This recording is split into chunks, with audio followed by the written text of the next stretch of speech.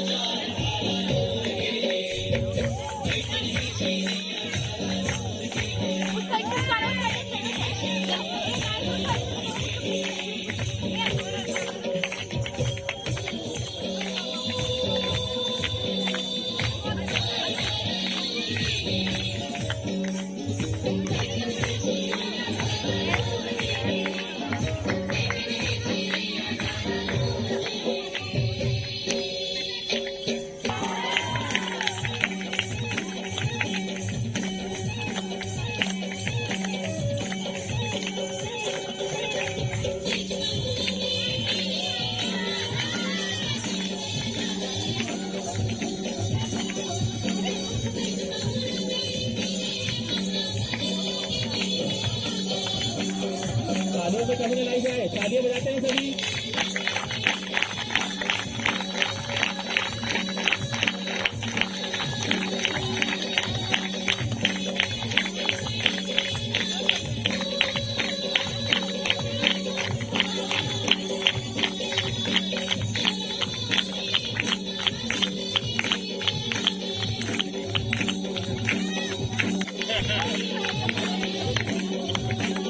चलिए आइए मैडम।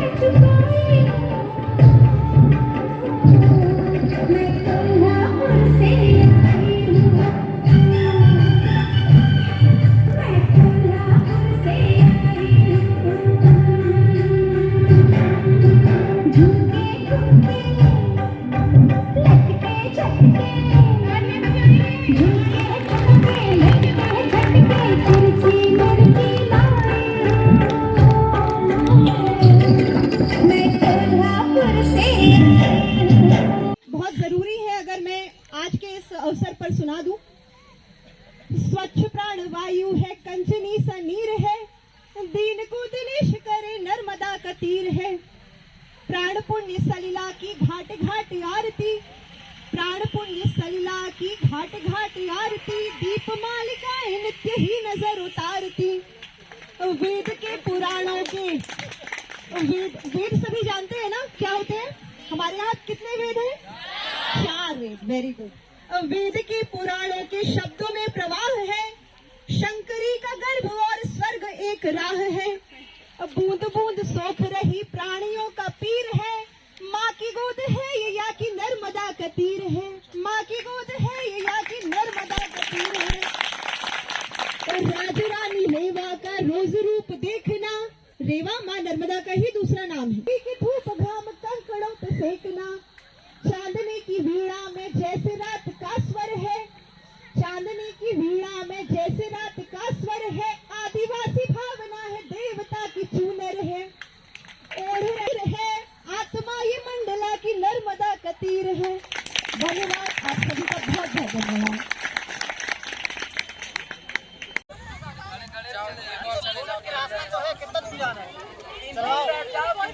आगे बढ़ो।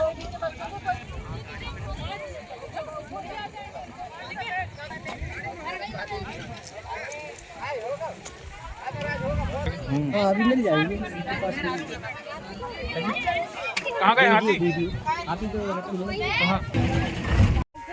हम जंगलों के प्रति, वनों के प्रति, पर्यावरण के प्रति ज्यादा से ज्यादा जागरूक बना सके।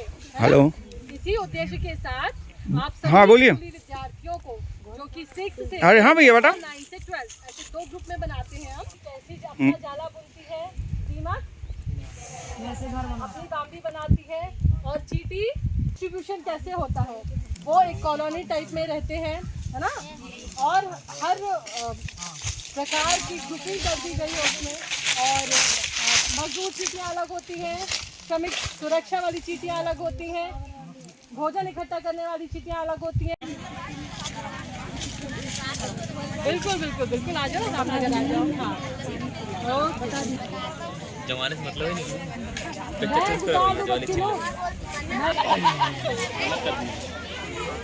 विनाश होता है, वो चीजें ना करने का संकल्प लेंगे। ठीक है? सभी बांधना चाहते हैं ना वृक्षों को राखी? पक्का? चलो ठीक है, 2 होंगे ना। पकड़ो।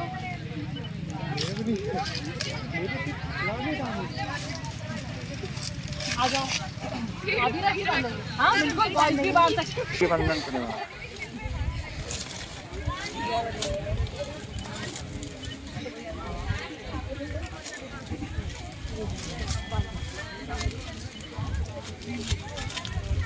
थोड़ी दूर दूर पे, है ना। कोई एक डाल पे बांधो, कोई दूसरी डाल पे बांधो, एक एक पे मत बांधो।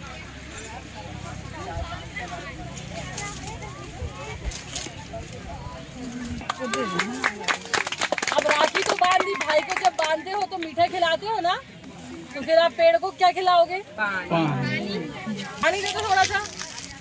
Very good. तालियां। देखो, इधर देखो, इधर। Very good. चल दे दो, दे दो। बैठ जाओ, बैठ जाओ, बैठ जाओ, बैठ जाओ, हाँ, बैठ जाओ, बैठ जाओ।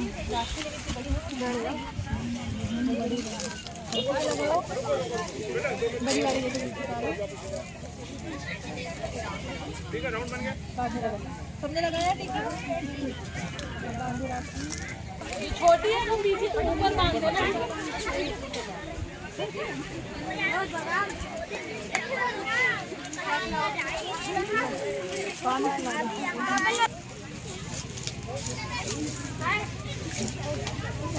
अच्छे से और ज्यादा लगाओ, नहीं लग रहा है ना।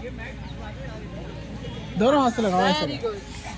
हाँ, अब राखी कौन सी बांधोगी? बांधो, बांधो।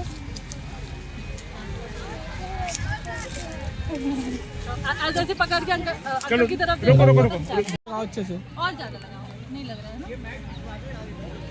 दोनों हाथ से लगाओ। Very good. हाँ, अब राखी कौन सी बांधोगी? बांधो, बांधो। ऐसे ऐसे पकड़ के अंकल की तरफ रुको रुको रुको। पुराने खड़ी हो। मैडम बैठ जाओ। मैम आप बंधवा दो ना हाथ से। मैडम पकड़ो पकड़ो। इसको भी पकड़ो।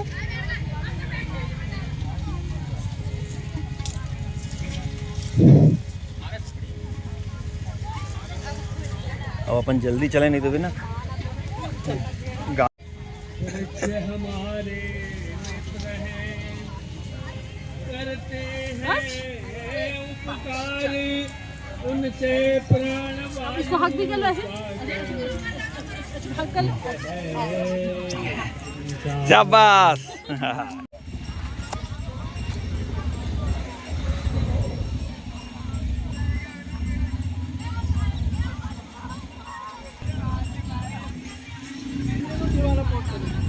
मैं जब विजुअल सही बना रहा हूँ, क्या सही है? रामनगर चेक कौन है? एक गृहस्थन ऐसी देखी, चूल्हा करे न चक्की, घर घर भरे चाशनी रखती, सॉरी भर भर घड़े चाशनी रखती, अपनी धुन की पक्की। मधुमक्खी। खड़े हो। मधुमक्खी, वेरी गुड, तालियां। नाम बताओ अब अपना। मानसी वैष्णवी। तो मानसी वैष्णवी के लिए चॉकलेट सही आंसर देने के लिए ताली बजाओ भाई। नेक्स्ट, हमने देखा एक ऐसा बंदर, हमने देखा एक ऐसा बंदर उछले जो पानी के अंदर। मेंढक। आप खड़े हो। मेंढक, वेरी गुड, सही जवाब। क्या नाम है आपका? गौरी नंदन। तालियां तो बजाओ यार तुम। Very good. चलो क्वेश्चन पूछूं कि पहेली?